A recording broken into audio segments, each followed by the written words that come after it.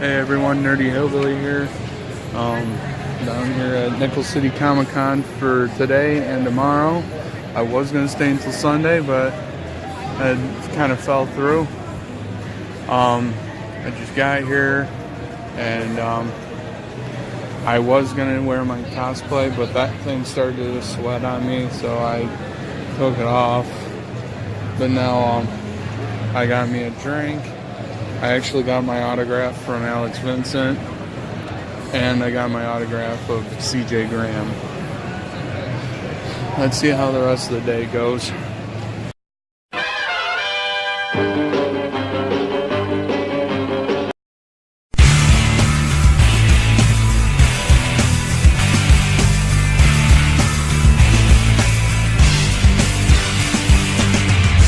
Every morning I wake up just the same. Another victim of ordinary fame. I don't see myself as invincible.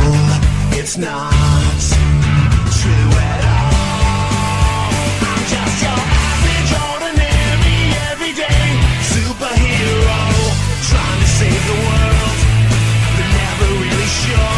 I'm just your average, ordinary, everyday superhero. Nothing more than that. That's all I really am.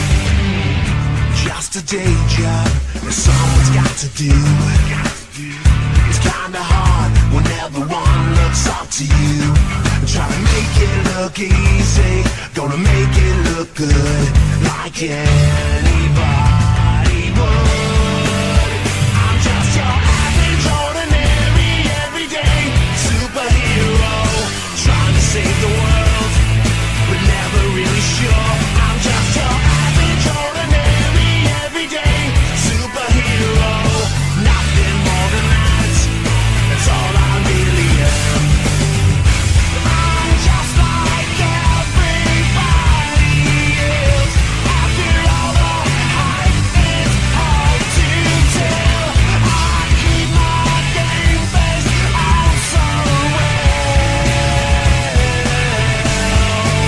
'Cause I'm just your average, ordinary, everyday superhero. I'm trying to save the world. I'm just your average, ordinary, everyday superhero. I try to hide my true identity, but no one knows it's only me. I'm just your average, ordinary, everyday superhero, trying to save the world, but never really sure. I'm just your average, ordinary, everyday superhero. Nothing more than that. That's all I really am. I'm just your average, ordinary, everyday superhero. I'm trying to save the world. I'm just your average, ordinary.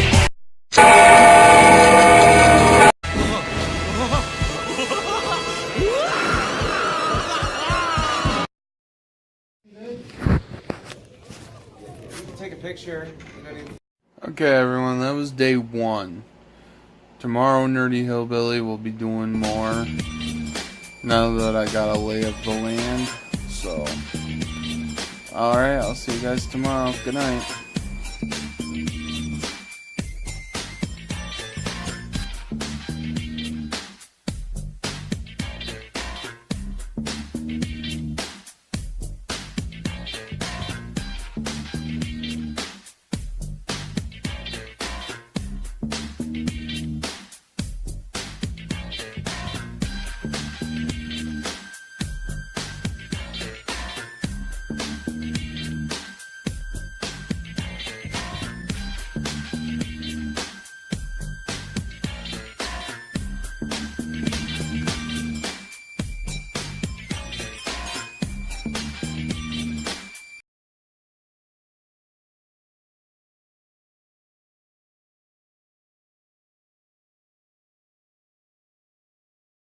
Beverly Hills.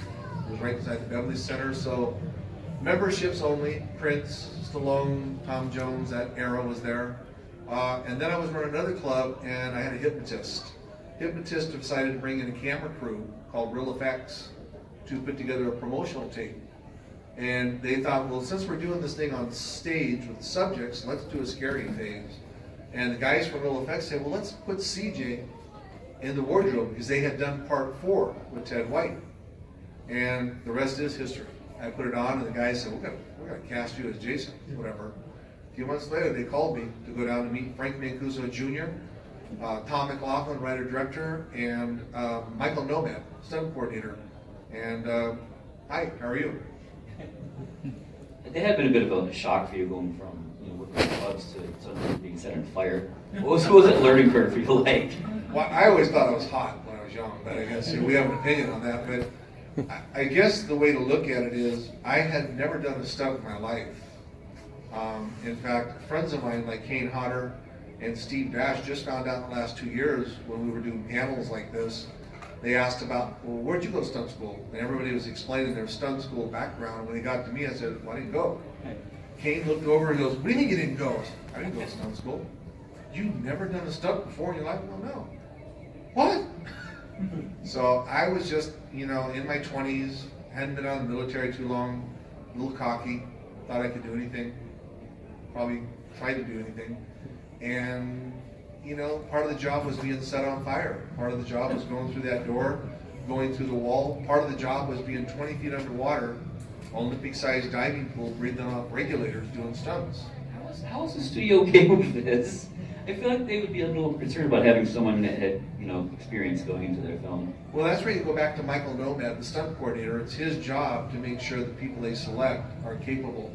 And Michael and I had spoken multiple times. He just felt that I was in the right state of mind physically, and that I had the characteristics that I could pull it off. Obviously, did a good job. I'm still here. So you replaced Dan Bradley, correct? They weren't quite happy with how he was portraying the role. Yeah, there's one scene in part 6 that's not neat. The scene with the paintball, where you see the paintball hit the midsection. A lot of people just go, well, he's got padding on. Well, he's a little bigger than I am. So that's Dan's scene. Dan originally got selected because I wasn't a stunt man. When the dailies came back, they weren't totally satisfied with the product. And they said, bring CJ back. And I went back, I believe it was on a Friday, and Tuesday I was on my way to Covington, Georgia. So there was no reason to reshoot that one scene. It's just a midsection. So they didn't, and then, again, the rest is history. Did you feel that were you concerned at all about, your inexperience today? You want to use mine? Yeah. Because I don't need one. Were you concerned about intimidation at all going into it and having no experience at all? No, I mean, the reason I wasn't is because when you're 20-something, you're a little cocky. Still. And you just assume what's the big deal? I mean, running casino resorts, people look at you go, you were the general manager? Yeah. 2,500 employees, $104 million payroll, $75 million in marketing, 250,000 square feet of gaming, 3,000 slot machines, should I go on? I just think of that as a natural day at work. A lot of people go, wow, you ran those places? Yeah, but it just seems so natural, like walking to me and breathing. I'd look at my numbers, I'd run a couple numbers, I'd run a spreadsheet, I go, we need to make some adjustments here. I bring my executive team in. I used my executive team to the fullest of their capability. Though I was in charge, my executive team was the best I could assemble. So I always say dictatorship is easy because anybody can be a dick. Leadership takes patience, and you lead and you let people develop to become better than you, which makes you look good. Make sense? And I used to tell my team, use some creativity. If it's a good idea, we'll implement it. All winners were your decision, all losers were my decision. Because I wanted them to come out of their shell.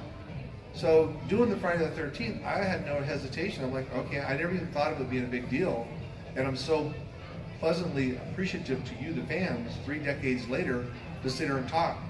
Little people, big people, older people, people my age and older that say, Jason, Jason. The interesting thing is there's a very diversified group of folks in here. it's funny, you'll be at work one day around the copy machine or under the car working, and all of a sudden somebody says, oh, I met Jason Friday the 13th. Oh my God, I love the Friday the 13th series. It's one of those commonalities that bring people together. You start talking. You didn't realize you had a commonality with somebody. You may be at the gym, all of a sudden the guy goes, oh man, yeah, I'm really into that. You didn't realize it's something, it's kind of a taboo for movies, you know? But as soon as you bring it up, one person breaks the ice. It's interesting, the ripple effect, how people just get that connectivity. Because we're all looking for something, right? A couple of you guys got beards, you know? I had a beard for 4 months here shooting a movie called Vengeance, Friday the 13th. I had to play Jason's father, Elias Voorhees. So I had to have a full beard, long hair and stuff. But the people that are connected to that beard scene, you know, it's amazing how many people have beards. So no, I didn't feel any remorse. I got up there. My job was to kick butt, take names. That's what I did. Was there any stunts in particular that you're like, this is crazy? I was so naive and dumb that, and it's like, hey, we're going to set you on fire. Okay. You know, and I wasn't high or nothing. I was just, okay. Now when you get a little hot, you can go out this, and about 30 seconds after that, you're going to start burning, and then you're going to be into your skin, and we don't want to get to this point. Okay. So everything was in control. In other words, I had people around me. There's a scene where I'm on fire. I'm actually standing in about knee-high water, and I back up and light myself on fire, go figure. And then I fight the scene with the stunt man, and there comes a point where I get hot enough, and I know I'm getting hot, and I've been burning for a while. I mean, you're wearing a hockey mask, and you got flames coming over the front, and the first thing you're thinking is, am I getting paid for this? Right? And when you feel that you're getting too hot, you feel that you're getting a little crispy, you go in the water, push yourself out. So I never felt threatened at all. Underwater, that's a little different. When I was underwater doing the stunts, I was physically chained down 20 feet below water to the bottom, standing on the center block, because it's a real chain. That one, I wasn't claustrophobic, thank goodness, but as soon as I signaled for air, safety divers would swim into frame, just lift my mask and cram a regulator into my mouth and clear it for me, because I couldn't see them. It was pitch black. We're shooting at nighttime. They put black tarp down the sides of the pool. So for me, I was at the mercy, and there's no way I'll get that chain off once I'm out of breath. Gotta get gloves off, I gotta find the clasp, it ain't gonna happen. Thinking about it now, I'm like, oh, you were pretty dumb, but the check cleared. Always gotta worry about the check. Were you a fan of the series prior to that? No, actually I wasn't. I had to go back and view a couple of them before I went on the call, because I didn't take it seriously. I kind of still don't take it seriously. I appreciate being here, guys, but it's like I said, I don't take running casinos seriously. It's just, I can do it. What do you want me to do? Okay, I can do that. It's always been my attitude. You know, it's called kind of a can-do attitude. Okay, I can do that. You know? Now you had a bit of an advantage in that you played essentially zombie in Part 6. So did you look at the previous roles, you like to play a little differently now because you're pretty much immortal? Well, what it is for those of you that have seen Part 6, Part 6 is kind of different and unique. I'm very proud of Part 6. I think we did a great job as a unit. As a team, we put it together because Part 6, the opening is kind of like James Bond. Jason comes back to life like Frankenstein, electricity. Rock and Roll Hall of Famer, Alice Cooper doesn't use it. And I'm the only Jason with a Batman utility belt. Think about it. And you kind of sit there and go, hey, he's got a good point. But I'm also fortunate because in the middle of the series, they had to become who I am. And Tom McLaughlin wanted me not to be quote unquote a zombie. If you say the word zombie to Tom, he'll shoot you. Oh, really? So he wanted me to be more of a Frankenstein from the 60s, where the electricity has brought me back to life and the brains are starting to attach. There's still connectivity where he's thinking and starting to get curious and trying to put the puzzle together inside his mind. Very similar for those of you who saw the movie Frankenstein with the little girl at the river, black and white, and she hands him a flower, a daisy, and he tilts his head a little bit like, what is it? He wanted that curiosity factor from Jason. So Jason is kind of coming back to life, being what he was in Part 2, 3, and 4. We really don't count 5, you know, as part of it, but it is. So the idea was to have more of a curiosity factor. So when I was done with part 6, everybody had to compete with me. Now you had a chance to return to the role movies Couple times. later, yeah. Yeah. But I understand you didn't want to for various reasons. Well, part 7, they wanted me to come back. I was slated to come back for part 7 because it was only a little over a year later, and I was still in Los Angeles. And then a friend of mine, Kane Hodder, who did part 7, 8, 9, 10. Kane is a huge horror fan. I mean, total horror fan. And John was the director. And John had worked with Kane. Kane had worked with John. So Kane had to go to John, the writer-director, and convince him to switch from me to Kane. And then John had to go to Paramount Studios to get Frank Mancuso to approve it. But I will say this, you know, Kane has been a great ambassador for the series, parts 7, 8, 9, 10. He's out there every single weekend doing conventions. I couldn't have done that, to be honest. So I look at him as being just that mechanism that puts me here talking to you about it today. Jason versus Freddy came out, and there was talk to bring me back to resurrect. The only problem is when you're a general manager of a $1 billion resort, so you want me to quit my job and take 2 months off, go shoot a movie, and make $100,000, and then be unemployed? Oh, I don't think so.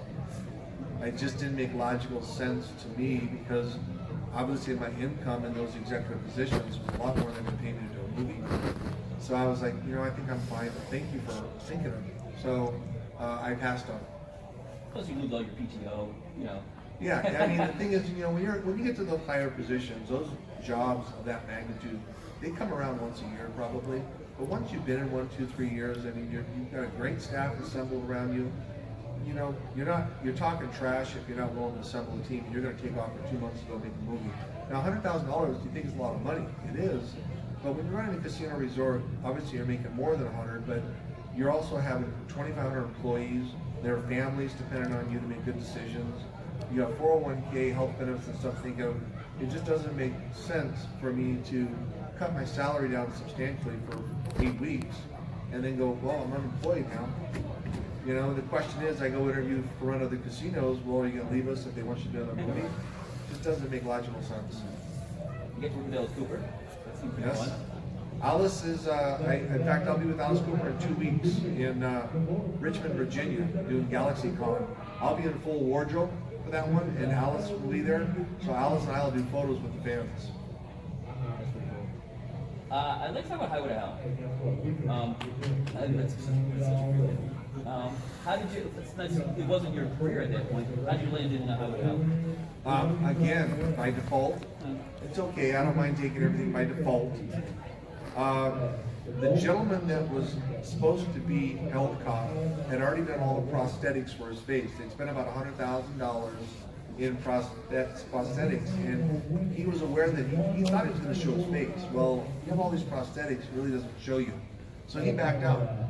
So Kane Hodder and I both went on calls to get the part. Kane's face is a little more square than my face. For those of you who know Kane, mine's more round. So I did the prosthetics, and Kane didn't, so I got the part. So you stood the uniform. It's great. It seemed like it was a hot. It seemed like it was warm. You shot in Utah and it was Arizona. Yeah, we shot in Lake Powell, and the thing about it is I had about 5 or 6 different prosthetics glued onto my face. My lips were all glued on. So when it came lunchtime, I got milkshakes basically with a straw, because you start trying to eat a burger or something, and it greases, all the skin would start pulling off. So I would just suck it up for the 12-hour shooting and drink protein shakes. You know, on set, that was my dinner and my lunch basically. But it was always hot. You're right, we did it in Lake Powell. It was pretty warm at that time. But at the same time, the product is pretty good. For those of you who know Ben Stiller, he makes around $15 million a movie now. He was in it for like 6 seconds. His mom and dad are in it. Chad Lowe, Rob Lowe's little brother in it. Christy Swanson, Buffy and the Vampire, she's in it. Lena Ford. Gilbert Guy plays Hitler. Yep. So there are a lot of characters in it, believe it or not. The guy that plays the devil, Patrick Bergin, is opposite Julia Roberts in Sleeping with the Enemy. He's the husband. So, and the unfortunate thing is, they had it ready for distribution. I still have some of the one-sheet movie posters that they mailed me, and the company went bankrupt. So it sat on the shelves forever until United Artists, MGM, bought the library, and then they threw it on DVD, or excuse me, Blu-ray about 3 years ago. Was that recent? Yeah, just recently. You know, it's a well written movie. It's well acted. I think maybe the budget might have suffered a little bit, but I think it's a lot better than it should be. Yeah, I think it possibly had the meat to be a series going through the 80s and 90s. It just didn't make the first distribution, so the unawareness. A lot of people come up to my table and go, "You were Hell Cop?" They don't even know it because it's something they catch on YouTube or a late night movie. So Gilbert Gottfried and Ben Stiller both saying they didn't talk about it. Ben Stiller was on Between the Ferns with Zach Galifianakis, and he asked him what movie he regrets the most, and he said it was Highway to Hell. Which is too bad because it's a great film. well, to be fair to him, he was truly a nobody. He only got the part because mom and dad were in it, to be fair. And we all have, well, I don't, but we, being the people that are actors, we take what you can when you're working. You're hungry. So he probably isn't he didn't do anything bad. I mean, he was just standing on the corner as a cook, and I go walking by him, I smack him, and he wants to cook some eggs for me on the sidewalk. We're in hell. It's so hot, they're cooking on the sidewalk. You know, I'll cook eggs for you, Mr. Hillbilly. And I just look at him and walk by. I go into the cafe where his mom and dad are working. And then I walk out, "Okay, Mr. Hillbilly," you know what I mean? That's pretty much it. But I don't know if it'd be something he regrets, but it was print to get him some tape to who he is today, which is amazing. You know, so it's a stepping stone. I never look back and say, "Well, God, when I was a sergeant in the military, it was really good. But when I was a private, when I was a private, I was learning how to be a sergeant." Your let's talk about the Avengers. Let's talk about that. Fans, you guys have been waiting since '09. Derek Mears, my brother, did Jason, and they haven't done squat since then. Of course, Mr. Cunningham and Mr. Smith are going through legalities on who owns what. Friday the 13th, who owns Jason. That does happen when things become successful. So they haven't come to full terms yet. So a fan film that's been put together, paid for by the fans, tens of thousands of dollars. It's not a cheap film. Called Vengeance. Friday the 13th is coming out next month. It's a full 90-minute film. It was shot over a 8-month window. Steve Dash is in it, who just passed away back in December. It's his last movie. He plays the sheriff. They called me and asked me to play Elias Voorhees, Jason's father. Because I'm old, number one. But of my size and characteristic. Jason Brooks plays Jason. And we're of similar size and structure, so there's a scene where we square off. And you can we're the same height, same everything. I've got a full beard. Sorry guys, that's why I hate beards. I had to have a beard for it. So for 3 months I let that shit grow. Couldn't handle it. But I've got this full beard and long stringy hair. And I tell Jason to kill them all. And he doesn't listen. Like most young men don't listen to their father. And then he gets mad and he hits me with the spear. But it's a cool theme because what they did is they picked it up from part 6. Rather than where it went with part 7, Jason comes walking out of the lake with the rock, carrying it. All right, and then drops it and chain breaks. And then he just goes to work. Jason's father was only going to be just some bits parts in it, and for whatever reason it grew into a couple weeks worth of shooting and killed like 5 people. And I'm kind of more of a principal now than I was anticipating. So what I did, because I'm Screen Actors Guild, I can't do films that are not union. I just donated my salary to the Shriners Children's Hospital so that I wouldn't break any rules, and it goes to a good cause. Where can we find more information about it? What's that? Where can we find more info about the film? If you just go to Friday the 13th Vengeance, look it up right now, you'll be able to find it on your smartphone and stuff. If you just look up the word Vengeance movie, it'll say coming out in 2019. It'll give you an idea of all the cast that's included of it. Tom McLaughlin, the writer-director of Part 6, actually has a small bit part in it. At the very end, he's playing the caretaker at the cemetery. And him and I, as Jason's father, exchange words. So they did a great job. You know, I will say with today's technology, with camera advancement, high definition, Wi-Fi, drones, etc. You know, for a fan film that was put together with more blood, sweat, and tears voluntarily, I'm amazed, as Tom was, of the quality, not to mention how much stuff they put together. People worked their butts off to do this, so I think you're going to be reasonably impressed.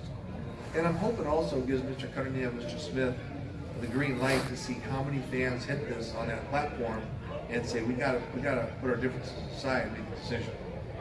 You know, because the fan base is still loyal 10 years later, but eventually you're gonna get annoyed with us. I would, right? So I'm hoping, again, I'm a businessman, and I ran casino resorts. Personally, I put the 10 million up and say, let's do the film, give the person back the 10 million plus 5 million net, which is 50% ROI, return on the investment.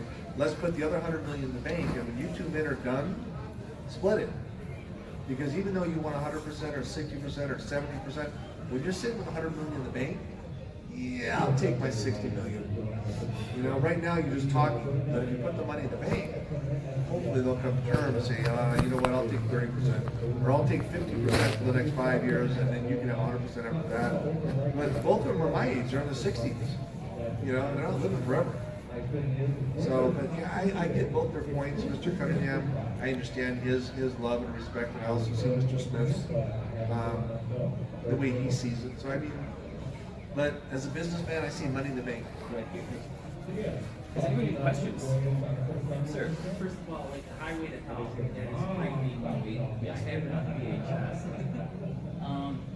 What was it like to work with Pittsburgh and Chad Lowe and Christian Stewart?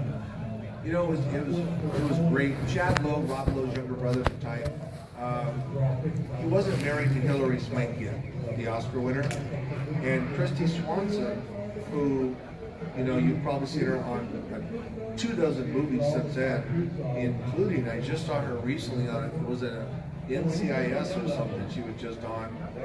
So she's got a resume this long. And it was one of their starting of their films, you know. But I think working with them was great. You know, Chad was a trooper, Christy was a trooper, because we were shooting, it was hot, you know, and, you know, the moral of the story is I'm a helicopter from hell, and I've come to the real world to find a living virgin to take back to the devil. It happens to be Christy. But we did a lot of stunt work in that, and a lot of character work, and at the end of the day, it was a lot of work. It was enjoyable, but I hope you guys take a look at it, even if you look at it on YouTube. It's a really good film, and like you said, done well. It's too bad it didn't get the distribution to a theater. Yeah. Anyone else? Question?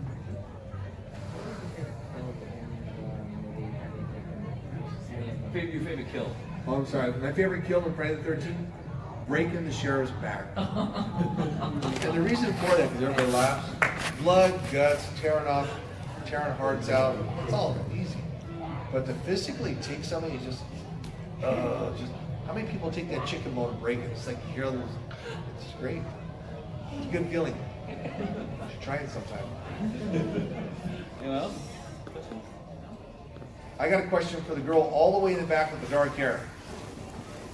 Why are you here? What's she say? She's your security. I got it. Because this needs that. Yep, I got it. All right, so I'm gonna pick on the back people now because y'all sit back there. What about you in the orange? What's your job back there?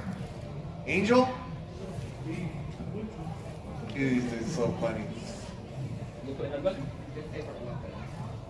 What's that? My favorite weapon really isn't the machete, believe it or not, it's the hunting knife because it's so mobility of it. And I'm very happy that I know people laugh about it.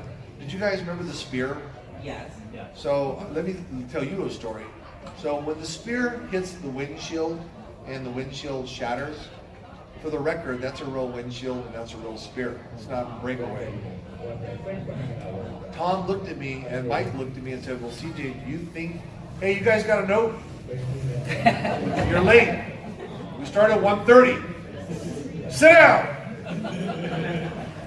You better have a question ready because I'm coming to you next. You know who Steve Dash is? He would have told you to get the F out. So I'm being nice. What was the question? Weapon. You were talking about the spear. But I want people to know that that's a real spear and a real windshield. So they were like, well, what do you think? You want to just try to take a see if you can break it? I said, sure, I can do that. Yeah. Or do you want to break it?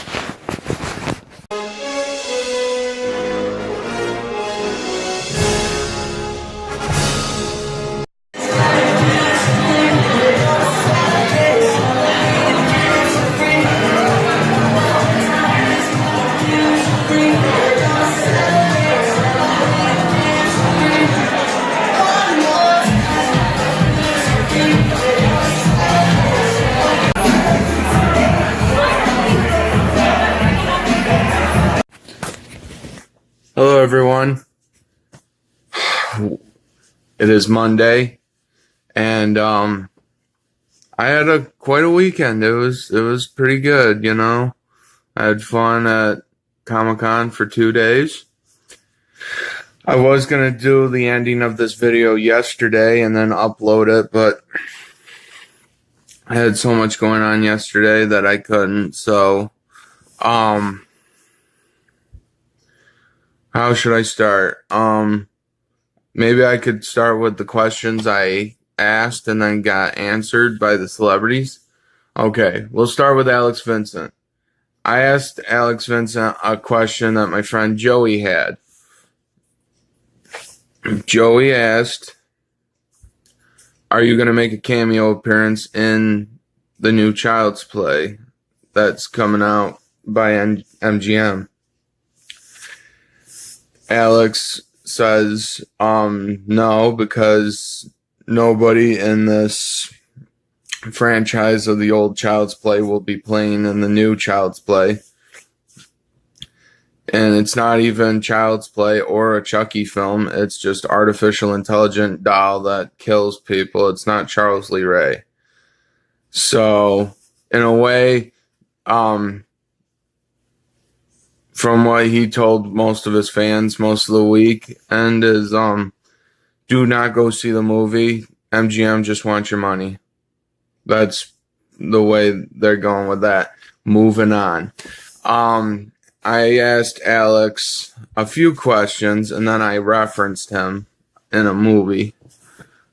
We'll start with my first question. My first question was, are you going to make a cameo appearance in the TV show Charles or Child's Play or whatever it's going to be called on Sci-Fi? He says, there's a possibility in the future if I audition and lose weight and all that. And I'm like, okay, thank you. And that also confirmed that there is going to be a Child's Play or Charles or Chucky TV show coming out this year. And I cannot wait for it. It is going to be awesome. What else? Oh, okay. I asked him, what is your favorite Chucky kill? And he says, the part in Child's Play 2 when Chucky kills the teacher with the yardstick.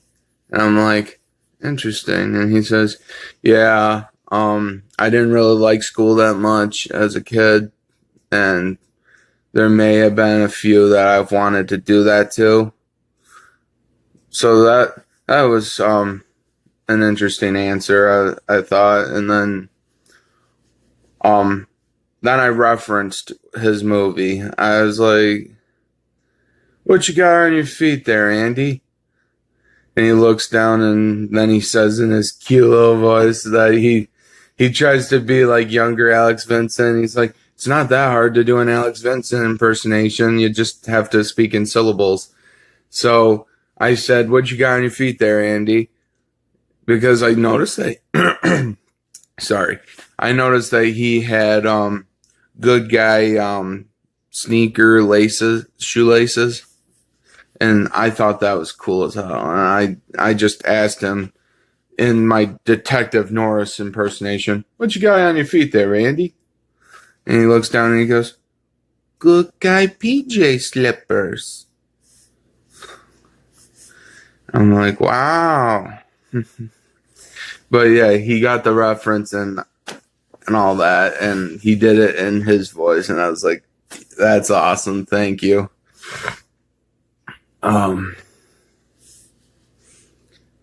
PJ slippers. And he's like, it's not that hard to do an impersonation of me when I was 6. All you gotta do is speak in syllables. Mommy, Chucky wants to watch the 6 o'clock news. Something like that. I know that's not a real quote from the movie, but whatever. That was an example.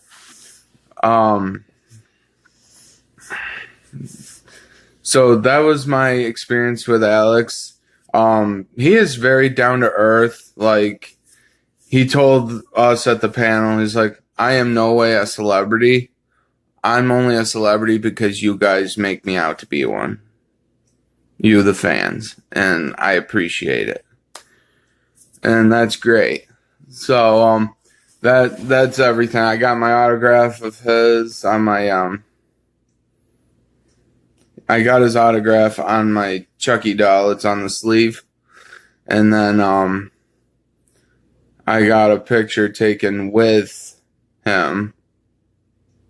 And that was fun because I grabbed my Chucky and he grabbed his. And we both just stood there and got our professional photo op taken. I did a sinister eye thing like this. And looking at it now, I'm like, yeah, it's kind of weird because I'm not looking at the camera. I'm looking up in the corner or something. And I thought, it looks sinister, but it's also creepy. Like, I'm trying to be you kind of deal. But, nah, it was a fun time with Alex and seeing his panel and having a picture taken with him and having his autograph and everything. CJ Graham, he was amazing. Very nice guy. Very, very, very, very down to earth. Like, and most of your horror people are down to earth people. They don't act like they're higher up than you. They don't act out like to be a dick or anything. And it was interesting because yeah, we hung out for a little bit at his panel. I asked him what was his favorite Jason kill, and he says on his movie Jason, what was it? Friday the 13th, Part 6, Jason Lives. He, when he snaps the cop in half, it's not just and reason why is because, most of your kills are just blood and guts and everything. In this case, it wasn't blood and guts. It was pure strength and force to snap someone in half by their spine. It was just amazing how he put it. And every time I walked up to his booth to see if someone new was going to talk to him, he always had like an inspirational speech to talk about. Like, there was this 16, 17-year-old kid that walked up to him and said, "Hey, it's great to meet you," and all that. And then his parents were right behind him and they were talking about school, and he's like, "Are you keeping your grades up?" "Well, you better keep your grades up." And I'm like, is this guy really lecturing this kid to keep his grades up? Which is great because, yes, kids should keep their grades up if they want to succeed in school. Or go beyond success. Or you can be a C, D, and B student like me.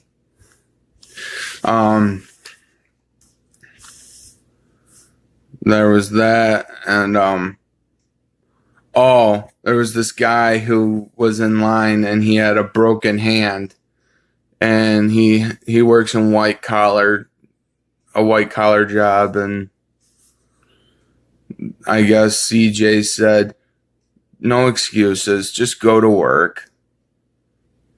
The doctor will clear you when he knows you're ready, but the only way to clear, you got to clear yourself. You got to tell your boss you're ready to go back to work, and you got to tell your doctor you're ready to go back to work and not show signs of it hurting or anything. Because if it does hurt, don't go to work. If it doesn't, then no excuses, go to work." And the guy was in the military. He didn't go to college. He is a huge success in the hotel business world. which is part of the reason why he didn't come back to do part 7, 8, 9, and 10. What he ended up doing was staying in the hotel business and casino business. And it doesn't make sense to cut a couple weeks off of work to go make 10 or 100 grand and then closing down all operation, losing millions of dollars, and also all those employees losing their pay because he wanted to go make 100 grand. And he made the smart choice, and good thing he knew Kane Hodder, because then he kind of introduced Kane on the spot. Like, Kane Hodder then became Jason for the next 4 films, and then, yeah. It turned out great.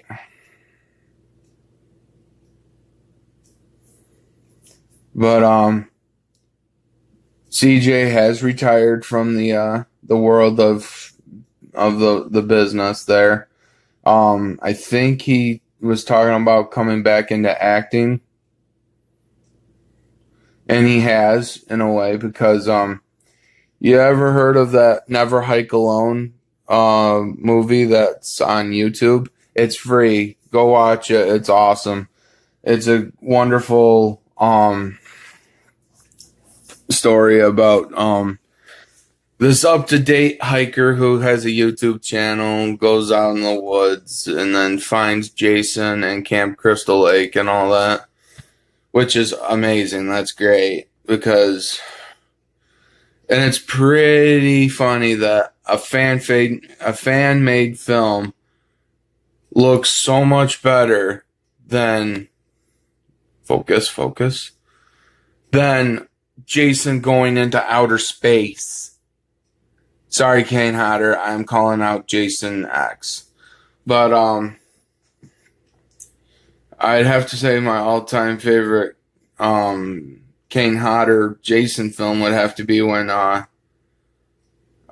would have to be when Jason Goes to Hell. I mean, even though that's my favorite Kane Hodder Jason movie is Jason Goes to Hell, but my favorite moment of Kane Hodder's is in Jason X, and that would be my favorite Jason kill, which is put the girl's head in liquid nitrogen and then pull her head out and then hit it off the table and it shatters to a million pieces. That is really epic and stuff. So, but back to CJ. CJ knew Kane, and CJ kind of helped Kane in a way, but Kane also helped himself because Kane is a stuntman, and that's what's interesting too, is that Kane Hodder, all these other guys, they've been to stuntman school and stuff, and they got their credentials and stuff. And what do you have? They go down the line. Kane Hodder goes, "Oh, I went to school for years and years of practice and all this." And then you go down to CJ, and CJ says, "I never went to school." And Kane looks at him and says, "What? You never been to school?" No. I was a stunt. I did my stunts with no credentials.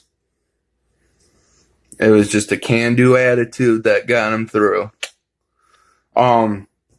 So back to the whole thing about the fan-made film that he's going to be in. CJ Graham is going to be playing Elias Voorhees in Friday the 13th Vengeance.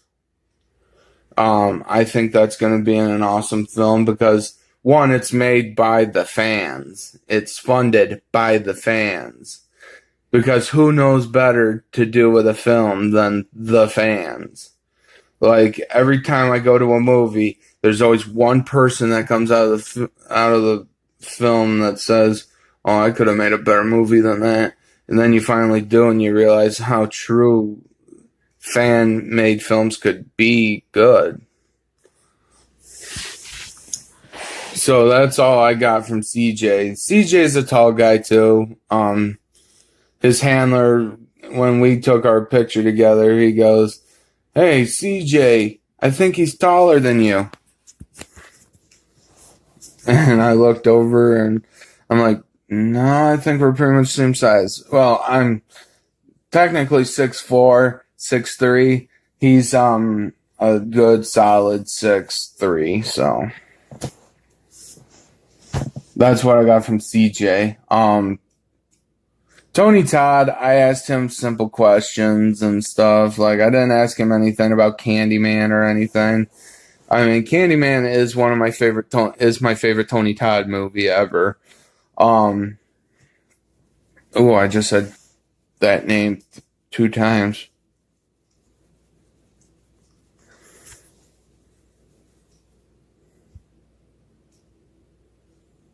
Or did I say? Oh, I gotta be careful because he could show up any moment with his hook. But I asked Tony a different question because the person in front of me was talking about chicken wings and stuff. I walked up next and said, "Hey, Tony, what's your favorite chicken wing, flats or drums?" And Tony goes, "I like the flats." And he told me his reason, and I agree with it. There's 2 bones in the chicken wing, and what happens is that the 2 bones add more flavoring to the chicken, where a drumstick only has 1, so double the flavor. And then I also said to him that I told him why I like the flats. It's because then you can put it down on the side of the dip cup, like where your blue cheese or your ranch. Blue cheese is the way to go. You put it down the side of the cup, and then you scoop. That's pretty much how I say it. And he's like, "I agree, man. That's how it's gotta be, you know?" And I said, people that like drums are the ranch lovers, too. They just love ranch. They don't like blue cheese.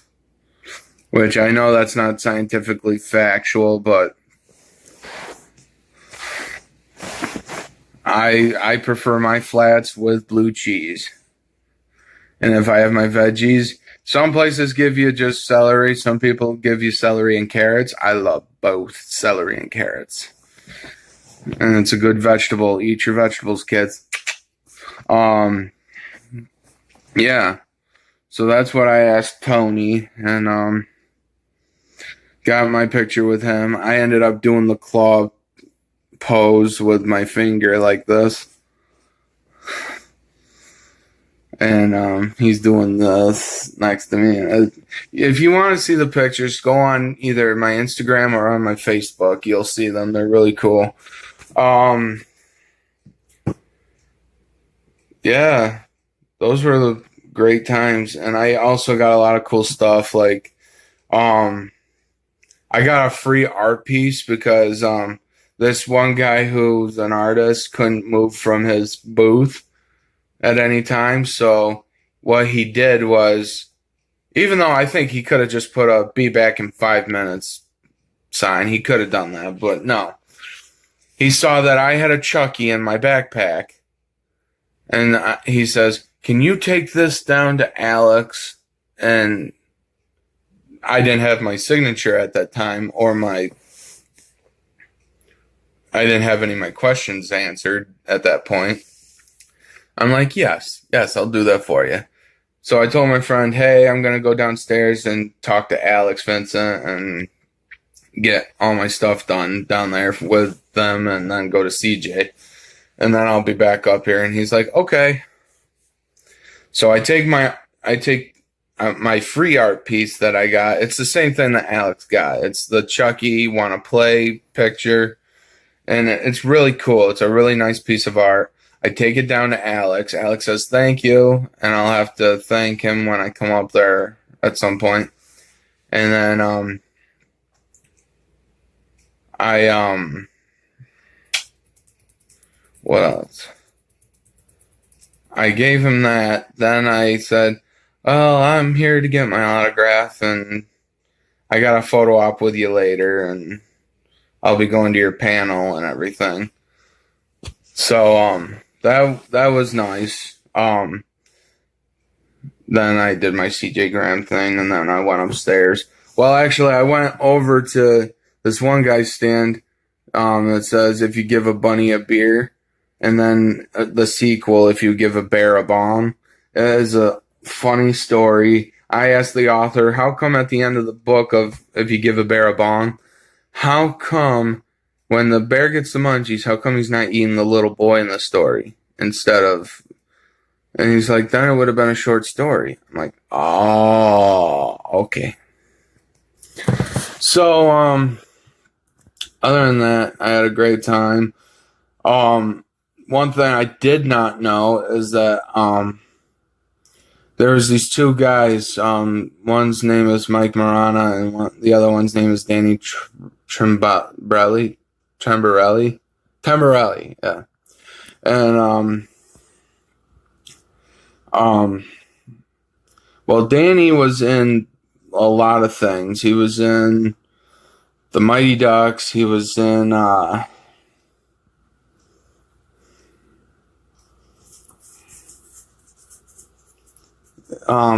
was in the Mighty Ducks. He was in Grand Theft Auto 5, the video game.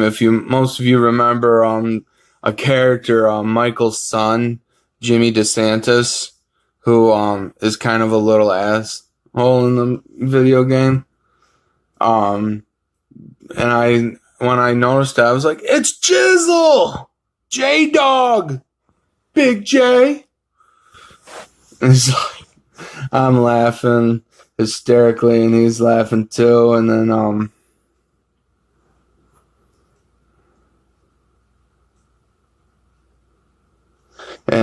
he also, it's funny story, when he was 13 or so, he was the voice of Arnold from Magic School Bus. That was awesome. Knowing that he was Arnold from the Magic School Bus back in the 90s. That amazing. And then his not his sidekick, because Mike is pretty tall, and I don't know. Mike is awesome too. He was Jeff McAllister on Home Alone. He's been in a lot of films too, and Mike Marana is awesome. They're both down to earth. Dude, I got to watch them both play pinball. I see Danny playing, what was it? It was, Game of Thrones pinball machine. And when me and my friend Joe went to the after party, we all hung out and stuff, had a couple of brews, and then,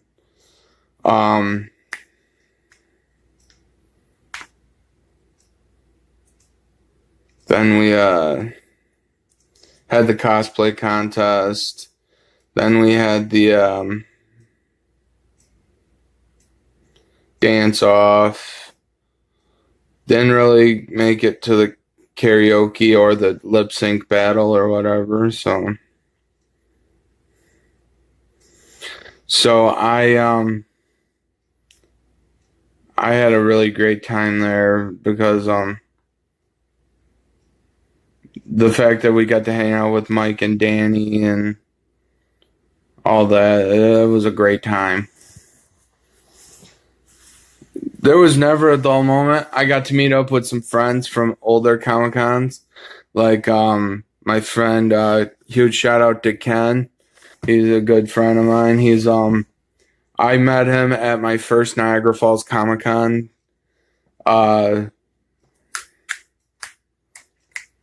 Yeah, it was at the Wonder Woman March at the Welcome Center in Niagara Falls.